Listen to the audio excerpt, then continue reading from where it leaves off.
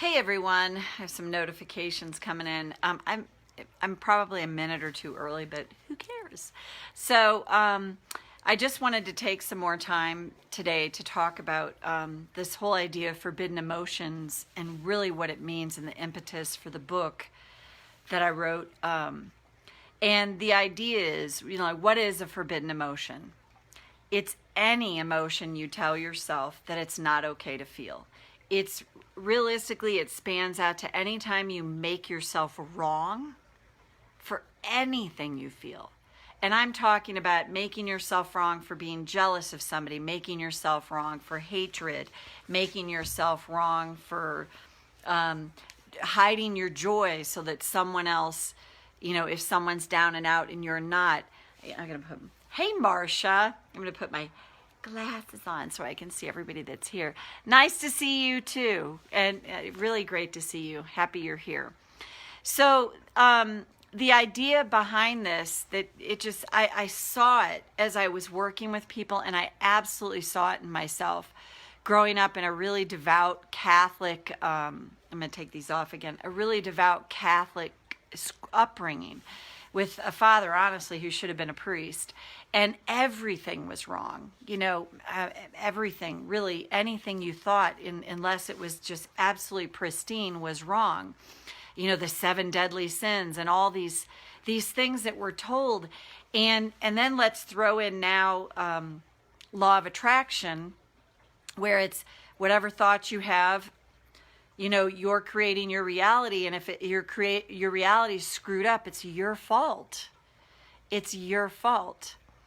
And I will tell you, I'm an avid believer that thoughts are things, and yet I also believe that we come in with soul contracts, that we come into this lifetime with things that we're here to learn. And if things aren't working out in our life the way we think they should be, it's there really for our own evolution. May not feel that way at all in the moment, may not feel that way at all. Might feel like you're being punished, might feel like, you're telling yourself you're doing something wrong. And this, I would say, would be the thing that I see, and I'm going to share a story which I have permission to. I'm not going to name names, about somebody that called me yesterday in a bit of crisis.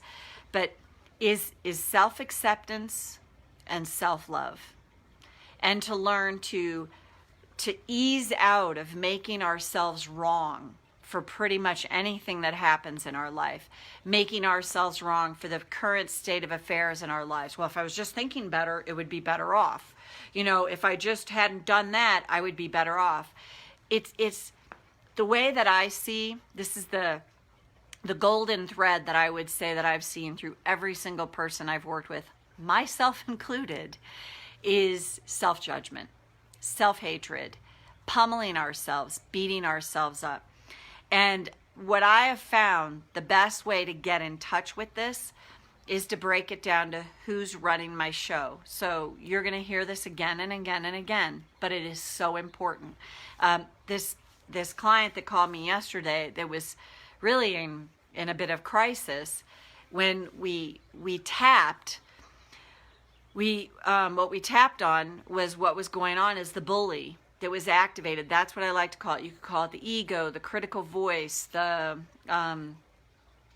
whatever else you want to call it. But I call it the bully in our brain, because it's not helpful. I've even said, I think even in the book, it's like it's there to protect us. On some level, that is true. But if you have a voice in your head that's telling you to take yourself out, that's not a helpful voice. That's not something that's there to help you. If you have a voice that's telling you you're wrong and you did that wrong and you said that wrong, and if you would just be thinking the right thoughts, you'd be okay. That's the bully. And it's the bully by how you feel, because you feel terrible. And you're like, who's running my show?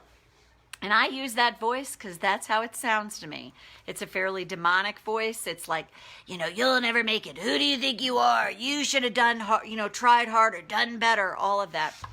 So the story about the client yesterday, and I have her permission to share this without naming names, is she was freaking out, understandably, because she said, I can't believe I'm feeling this way. I'm feeling like I should go get antifreeze and put it into a smoothie and drink it. And we were breaking it down, and I said, hey, Meenakshi, I was like, whose voice is that? What voice is activated? Who's running your show right now? Does it sound anything like this? You should go get antifreeze and put it in a smoothie and drink it down. Like, that's that voice. That is not a helpful voice. That I could never explain to you why we all have this voice, why we have that inner critic. It's, I think it's just part of the human condition. As I've said, I'm not a biblical person, but to me, that's how I see. When Jesus went out to the desert for 40 days, he was overcoming that voice that's incessantly telling you, trying to get you to feel bad about yourself. It parachutes in at any moment. And the thing, it's really like a narcissistic voice, because the thing is, it has a kernel of truth about you. There's an aspect in certain things that this voice can say that's true. And that's where it gets tricky, because you'll go, but that's kind of true about me. That's kind of true. I mean, I did do that. But it's that where's the self-acceptance? Where's the self-forgiveness? Where's the awareness when that voice is running the show that, given my upbringing, given what had happened to me, could I have done it any freaking differently? And then you'll hear the tough love. There's an oxymoron. The tough love experts go, well, you need to buck up. I mean, you need to get a grip on yourself. You need to take care of that. I'm going to read what's here. Hey, Martha. Hey, Marcia. Meenakshi, Lori. Ooh, that kernel of truth. So true. That's what hooks us. It is. It's that kernel. Thanks, Lori. It's that kernel of truth. And you go down the rabbit hole of, oh my God, that's true of me. And then you're circling the drain. So yesterday when I was working with the client, we were breaking this down. I go, whose voice is that? Who is in charge right now?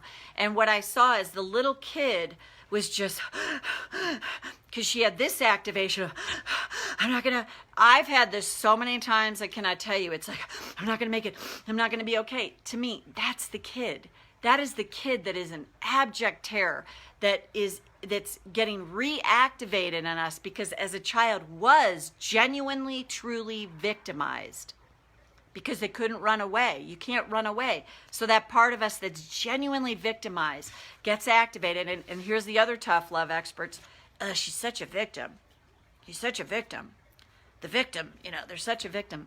No shit. Because every single one of us in some way, shape, or form, as a child in some way, was victimized. And some had it, less victimization than others. And I would say there's differences in soul contracts. But the whole thing, making it wrong that we all have an inner victim. We do. That's the child that could not get away, that couldn't run away, that had to sit there and take it and figure out how to get through this, how to survive this. But the judgment, oh my God, the judgment just reigns supreme. So back to the client yesterday, she's like, and then to me what I see is the critical voice, the bully, whatever you want to call it, the ego swoops in and goes, you should get antifreeze and you should pour it in there and you should drink it down. And it's like, you talk about demonic. This, I swear, this is life-changing. When you can just practice noticing who is running my show right now, what voice is firing off here, because who's asking the question? It's the authentic self. Who's running my show right now? It's a pattern interrupt in that moment. You are interrupting the pattern when you go, who's running my show right now? Is this a voice I want to listen to? Do I want to listen to a voice that's telling me this bullshit? And you start to unhook from that. Otherwise, we think we are the voice. We think We are every thought that fires off in our head. You know that bumper sticker, don't believe everything you think? Bingo, bingo. And I say the bully is the culmination of all the authority figures in our lives, authority figures whose kids were running their show, who are, telling you this about you. And, I've told stories about me when I was in high school. My guidance counselor, that's a good one. My guidance counselor, I got my grades. I was not a great student. I was a great athlete. I was not a great student. He said, he was a priest, and he said, don't aim too high. Grades don't reflect that. I mean, I look back on that now and I'm like, what? I mean, when he said that to me, I was like, what? What? Because I was meant to feel bad all the time because I wasn't the straight A student. And not every person's brain thinks the same way. The system is very cookie cutter. So if you can think back to all those times and maybe these messages you got, it's those messages. So guess what? Somewhere that got buried in my subconscious, and I noticed many different ways that I would take myself out. I got promoted. My first job out of college, I got promoted. Boy, did I sabotage that. And I could judge myself and get down on myself about it. But that other voice gets, don't have people expect too much of you. Oh my God, if they do, oh my God, what's going to happen to you? It's unraveling like the ego's agenda to like that part of us that's like, all the different voice that chatters off. But the culmination is if you feel terrible, I guarantee it's the bully. If you're feeling down on yourself and like, oh God, I can't do that and this, and then if you feel this way, it's the kid. And just keeping it that simple to those two and understanding and knowing that, it is truly transformational. And I say this knowing that it's changed my life. And so yesterday, when I'm working with her, we're breaking this down. Okay, who's this? Who's telling you this? Who's saying this? And she started to go, oh my God, that is, because she was convinced she doesn't have a bully. She was convinced she does not have a bully in her brain. And then she's like, oh my God. And to break it down and go, who's that? So we did, and anyone that is offended by this, I'm going to drop an F-bomb. We did fuck you tapping. And I find this, your personality, I think it really depends on what makes sense for you with your personality. For me, what has been so abundantly helpful to me, when I hear that voice chattering away, who do you think you are? You're never going to make it. What's going on? I'm like, oh, fuck you and fuck off. Like, get out of my head. And I find for me that quells it. That quells it. So we did fuck you tapping yesterday on that, the bully going, and we're like, fuck you. How dare you say that to me? How dare you tell me to do that? How dare you? And we were like really going strong into this. And then at the end of it, she was like, oh my God, I feel like a different person. I feel like a different person. And she messaged me today, doing great today. That's the power to me of unraveling who's running my show. Who's got a grip on me right now? Is this a voice I want to listen to? Is this a voice that's telling me something that's helpful to me? And to unhook from that. That's what meditation practice is all about. On that 10% Happier app, they talk about when people first go to a silent retreat, they call it like a Russian waterfall. The thoughts just are coming in, mostly pretty unpleasant. And it's starting to unravel that. So I want to see what a couple people, I'm going to back up here. Oh, Creaky, she's such a victim. Yes. Right. I mean, we say that and think about, like, who's saying that? She's such a victim. Look at her. She's such a victim. She's such a victim. Their victim's activated. That's the bully in your brain telling you to say that. She's such a victim. Oh, she's so victimized. Hi, Debbie.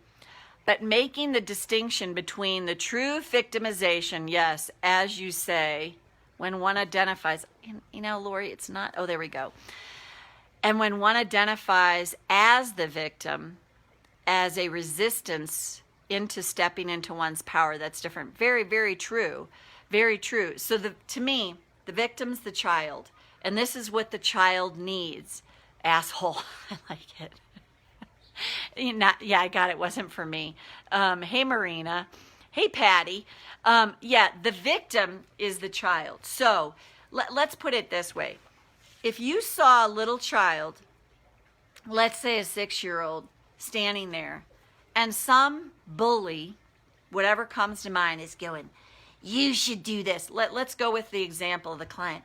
You should go get antifreeze and put it in a smoothie and drink it. If you watched that unfold, what do you think you tell the child? Great idea. I suspect you would step in and go, what the hell is wrong with you? And when you can separate that from yourself and think about that is what's happening to your inner child. Your inner child is being bullied. And the way through the victimization that I see is to love that child. To send that child messages of, you are enough. And I am so sorry that anyone ever told you that you're not enough, but you are enough. You are worthy. I'm so sorry for one moment that you've ever thought that you don't have what it takes. And you imagine if you saw that unfold, do you think you would not want to pick that child up, protect them, tell the bully to fuck off, pick that child up and love and attend to that child? And I see this when we do that for ourselves. And again, I highly recommend you get a picture of yourself as a kid and look at that picture and try and say shitty stuff to that kid. Just try. It's so hard. But that's what is going on. That's the inner battle that I have seen with the thousands of sessions that I've done that goes on in every single one of us. And it repeats and it picks back up. And then we do things and tapping consistently can help quell that. And again, it shows up less and less. I don't know that, I don't look to ever feel like, oh, I'm going to be rid of that voice forever. I'm going to be rid of the bully. And I'm going to be rid of the child. No, it's not about that, but it's to put them in their proper perspective and to have the authentic self running the show more often than not. And like I said, the bully is so freaking sneaky because it can sound so reasonable. Well, you should forgive them. You should forgive them for what you did to you, what they did to you. Okay, kernel of truth, sure. Yeah, it is a good idea. The problem is that I see is most of us try to go to forgiveness before we're ready, before we allow the inner child the truth to be like, I hate them. I can't believe they did that to me. They suck. They're the worst person I know. Oh my God, it was awful.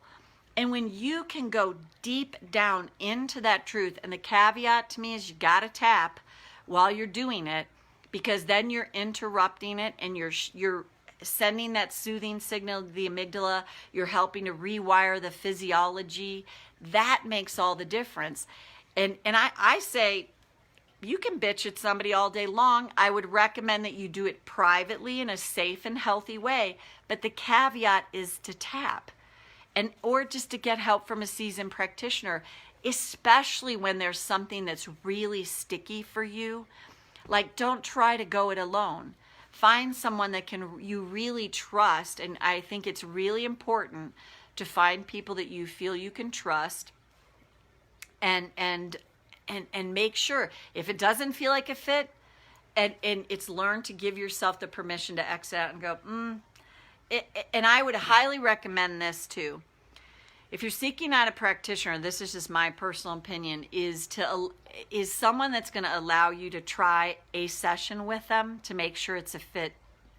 That's a good thing because it's a next step to go, okay, are we co-joined here? Are we in communication? Is this a good fit here? And to make sure that you do something like that for yourself. And why I am so impassioned about this idea of who's running my show, because I see freedom that can come from that. We just start taking ourselves so much less seriously, and we're able to find humor in the more stressful situations. I'm going to tell a story on me and my husband.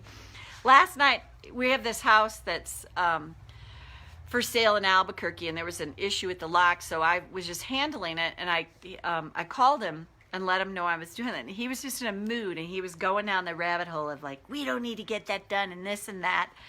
And so I was like, yeah, I don't need to talk to him right now. So he sent me a message, and I sent him a GIF. Some people might be like, what? You sent him that? And it's a smiley, like it's, it's the Bitmoji. It looks like you as much as it can. And it said, you're dead. It said, you're dead to me.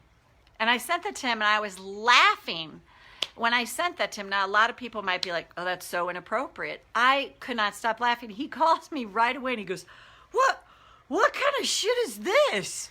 And I go, dude. He goes, that's inappropriate. I go, not for a douchebag, it's not. And we were laughing about it. And I guarantee you, a few years ago, that would not have been the case. We would have gone down the rabbit hole. Not that we still don't do that. We still go down the rabbit hole. But that's the transformation that can happen. And then it was done. It was over. Instead of the 3-day emotional hangover that used to happen. And I just see this time and time again to go down deeper into that emotion and allow yourself the pure, full, unadulterated truth in a safe and healthy way with someone you trust, or with yourself if you trust yourself, to get yourself to another place is truly transformational, because then you don't have to try to forgive. You don't have to try to stop being upset about something, because you allow it in. You allow the full expression of those emotions. And the beauty is, it's just such a bonus that you're like, oh my God, I feel better. I don't even have to try to do this. And I would say, give it time. I wouldn't say the setup should be, I'm going to tap 3 times on this and it's going to be okay. You may have to, depending on how deeply entrenched something is, you might have to go back to it again and again and again and again. And that's a place we can make ourselves wrong too. I've tapped on this 57,000 times. Well, might be 57,001. It's to catch that, I've tapped on this already, I've worked on this already. Oh my God, I'm back here again. It's making ourselves wrong. It's that voice. It can make, if you knew, just go by the assumption, I have a voice inside my head that wants to make me wrong for everything, that wants to make me bad for everything. And the more I catch that voice in the act and I interrupt it, the less traumatized I'm going to feel about stuff. And ultimately, over time, the more my authentic self, my healthy adult self, is going to be the one that's running my show more often than not. And this is the experience that you can have too, is you can be in a situation that's stressful with someone that's been stressful before. I just had this happen the other day, and I'm like, oh God, this is really stressful. And then I was like, oh, but it's not as stressful as it used to be. And then I just noticed I was observing the thoughts in my head and observing this, and like, yeah, I just don't want to hook into this today. Today's not a day I'm going to let this run amok for me. And then on the days when maybe you do let it run amok, and well after the fact, you're like, oh, I wish I wouldn't have done that. I should have done it. I swear to God, to go, it's okay, baby. It's okay you went down the rabbit hole. It's okay you did that. It's okay you took the bait. It's okay you got hooked in again. It's okay. You're a work in progress. You're getting this. It's just going to take time. You're okay. Like to reparent ourselves that way, talk to our own inner child that way, is so powerful. It's so powerful. And like I said, for the longest time, my screensaver was a picture of myself as a young child, and I'll probably put that back up again at some point. But every time I saw it, I was like, oh yeah, there's that. Really look at a picture of yourself as a little kid. Really look at that picture and think like, wow, that kid went through so much, and I want to send her love. She's had enough of the judgment, and it's a practice. It is a practice to learn to unhook from that. So let me see. We just forget, or even don't know we have an inner child. Right? Right. Oh, Marcia, it's so true. That's why repetition is the mother of skill. That's why you'll hear me talk about this all the freaking time. For that reason, that it's like, it takes time to start and practice to go, oh, my kid's running my show. Oh, the bully's activated. It's a practice, absolutely. And the more you can catch it, and again, it's like if you got to put Post-it notes around, anything to kind of help you remember. And again, I'm not suggesting, I say this all the time too, don't walk around all day like, who's running my show? Who's running my show? Who's running my show? It's really more in the moments when you're activated. And again, that's going to be its own journey. That's when you're like, I got to reach out for help. And then someone else can help talk you off the ledge and go, who's in charge right now? Who's running my show? And as a practice, again, seriously, you might think about putting Post-it notes up, because it's just a reminder, and you can put them up until it becomes a habit for you to do that. So, with the client yesterday, you think that could go down this rabbit hole that is crazy, like you, and you can be afraid of that and go, no, you want to go, who's running my show? Like, what kind of voice is telling me to do that shit? Is that the voice I want to listen to? And when the kid feels powerless and helpless, it's okay, baby. You're not doing anything wrong. You're not doing anything wrong. And to me, that is so important and so transformational. It might sound cumbersome in the beginning, but I tell you now, it's just more innate in me to recognize, oh, that's who's running my show. And I would tell you, my kid was activated last night when I'm like, I'm going to send this text that says, with this smiley face, it says, you're dead to me. And then the conversation that my husband and I ended up having was hilarious, as opposed to my habit is, to stay so mad about it and to be able to tap through that. And then ultimately, it's been such a practice for me.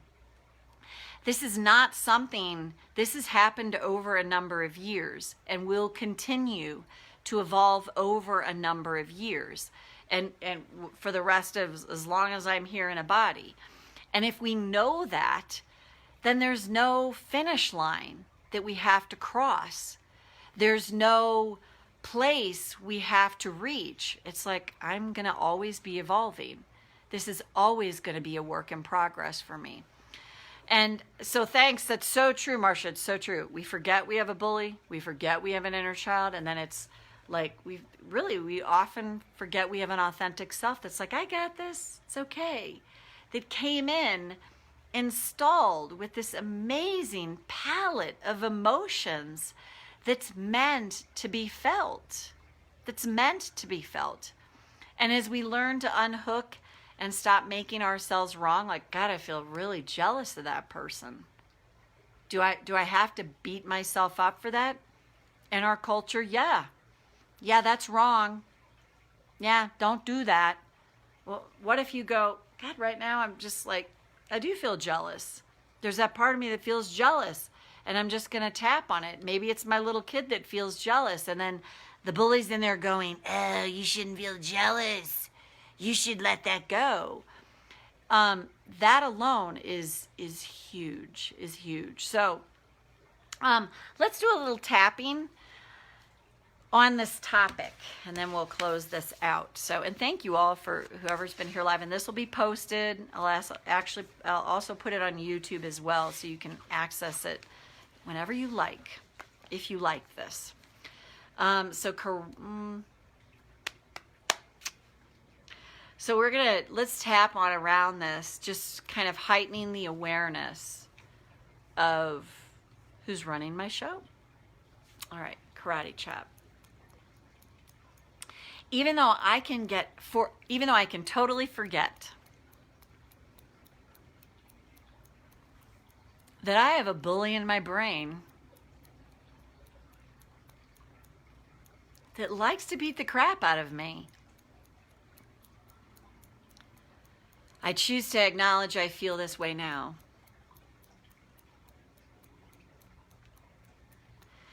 Even though I also have an inner child that still has wounded parts, that can still feel very victimized, I choose to acknowledge this truth right now. Even though it's easy to forget that I have an inner child, that I have a bully in my brain, I choose to honor all of this now. Go to the eyebrow. Wow, there's the bully. That can judge me for forgetting. Remember, you got an inner child and a bully. I don't remember all the time. In fact, often I forget. And right in this moment right now, I don't think I want to make myself wrong for this. Even though the bully loves to do that. This is a practice to realize that I have an inner child that has felt very victimized. And as I learn to recognize this part of me more and more, what if I can learn to send this part of me some acceptance, some kindness, and maybe eventually even some love. And then there's that bully in my brain that can be in my face or really sneaky. And that can take time to recognize. But again, here's the way to know. When I'm not feeling very good, what if I can ask myself, who's running my show right now? Who's in charge here? And is this a voice that I really want running my show right now? And what if the more I recognize this over time, the easier it becomes for me? and the more freedom I feel over time. I kind of like that idea a lot. And I like knowing that learning to accept and love myself is the best thing I can do for myself, no matter what I've been told. And take a breath. So if you found that helpful, you can go back and tap on that as many times as you need to. It looks like, let's see if there's anything else. Nope, that's it. All right, well, let's see. I'm just going to go through who I see here. Marcia, Martha, Meenakshi, Lori, don't know who all's still here. Debbie, Marina, Patty.